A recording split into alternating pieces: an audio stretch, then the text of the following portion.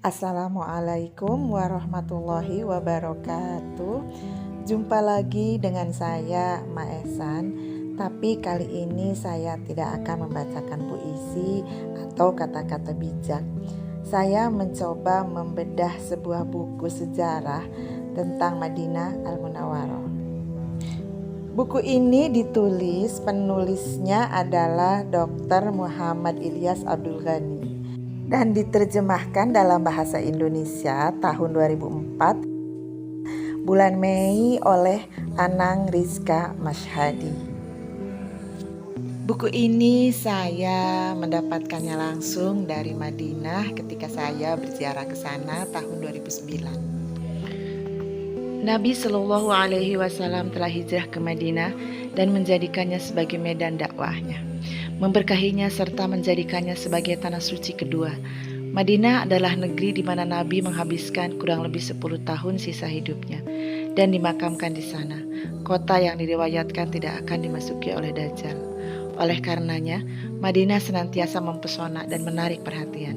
Setiap jengkal tanahnya mengandung tanda, saksi dan sejarah, serta ibroh atau cermin bagi generasi-generasi selanjutnya.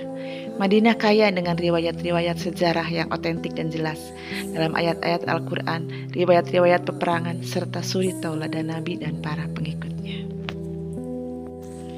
Ketika Nabi Muhammad SAW dalam perjalanan hijrahnya dari Mekah menuju Madinah, beliau berhenti di rumah Kalsum ibn Al-Hidam, seorang Bani Amru ibn Auf ibn Malik ibn Al-Aus.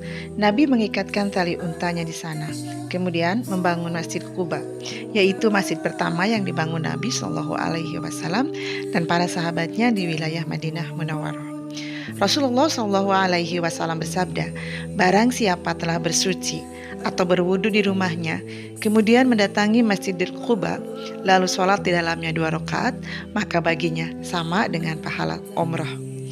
Sunan Ibnu Majah nomor 1412. Masjid Dar Sa'ad ibn Khaisama radhiyallahu anhu. Sebelum Nabi tiba di Madinah, para sahabat biasanya sholat Jumat di rumah Sa'ad. Ketika Nabi Muhammad SAW hijrah dan memasuki wilayah Madinah, beliau berhenti di rumah Kalsum ibn Al-Hidam. Letak rumah Sa'ad adalah di sebelah kiblat Masjidil Quba di sisi barat daya. Maka didirikanlah masjid di situ. Oleh Raja Fahad, masjid tersebut dimasukkan ke dalam proyek perluasan Masjid Quba pada tahun 1406 Hijriah atau 1986 Masehi. Masjid Jum'ah. Sebelum datangnya Rasulullah di Madinah, Mus'ab ibn Umair ibn As'ad ibn Zararah radhiyallahu anhum sholat Jumat bersama kaum muslimin di Madinah. Ketika dalam perjalanan hijrah, Nabi menginap di Quba beberapa hari.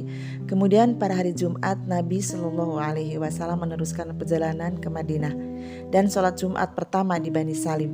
Maka dibangunlah di tempat itu sebuah masjid, yaitu Masjid Jum'ah, yaitu di sebelah utara Masjid Quba kira-kira 1 kilometer, dan menjadi perhatian kaum muslimin sepanjang sejarah.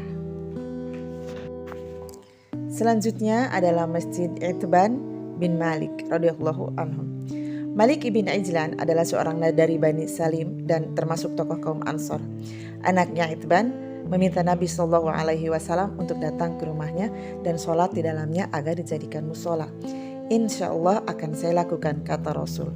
Maka ketika hari menjelang siang, Rasul dan Abu Bakar radhiyallahu anhu berangkat, dan sesampainya di sana Nabi bertanya, di manakah tempat yang engkau suka aku sholat di situ? Itban menunjuk salah satu sudut rumahnya. Maka Rasul pun sholat, dan kami ikuti dengan membuat shaf di belakang beliau. Kami pun sholat 2 rakaat. Lebih lengkapnya Sahih Bukhari nomor 425. Di tempat itulah kemudian dibangun masjid, yaitu Masjid Itban. Tetapi masjid tersebut telah dipugar. Letak persisnya kira-kira di sebelah utara Masjid Jum'ah. Hanya ini yang bisa saya sampaikan untuk saat ini. Insya Allah akan ada selanjutnya untuk sesi kedua. Mohon maaf atas semua kekurangan, kesalahan dalam penyebutan kata masjid dan lainnya, itu mutlak kesalahan dari saya. Jangan lupa like, komen, dan subscribe jika berkenan. Assalamualaikum warahmatullahi wabarakatuh.